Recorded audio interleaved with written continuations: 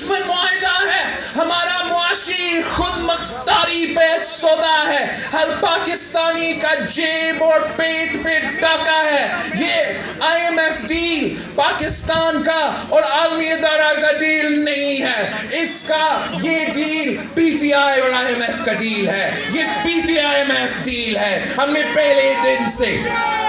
دن سے ان کا معاشی پالیسیز کو ایکسپوز کرتے رہے۔ جب ہم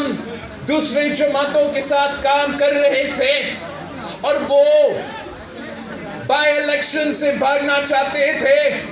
PTI کے لیے کھلا میدان چھوڑنا چاہتے تھے،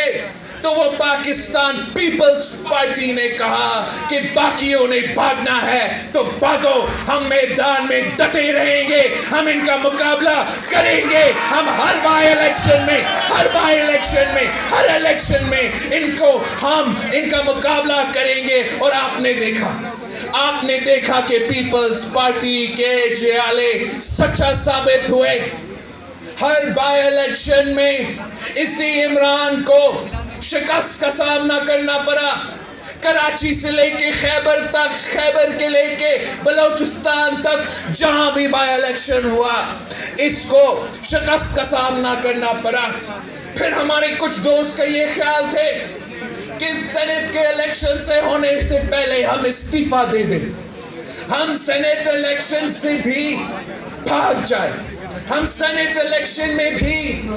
عمران کے لیے کھلا میدان چھوڑیں۔ مگر یہ پیپلز پارٹی کا زور تھا، یہ جیالوں کا زور تھا کہ نہیں، ہم کھلا میدان نہیں چھوڑیں گے، ہم اس الیکٹڈ کا مقابلہ کریں گے۔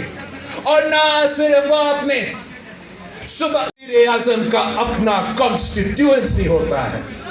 اسی کانسٹیٹیوئنسی جہاں سے اس نالائق کو سلیکٹ کیا گیا تھا۔ جب یہ حکومت عروج پہ تھا اس وقت پاکستان پیپلز پارٹی میدان میں اتری، اس وقت پاکستان پیپلز پارٹی نے ملتان کا سابق وزیر اعظم یوسف رضا گیلانی کو میدان میں اتارے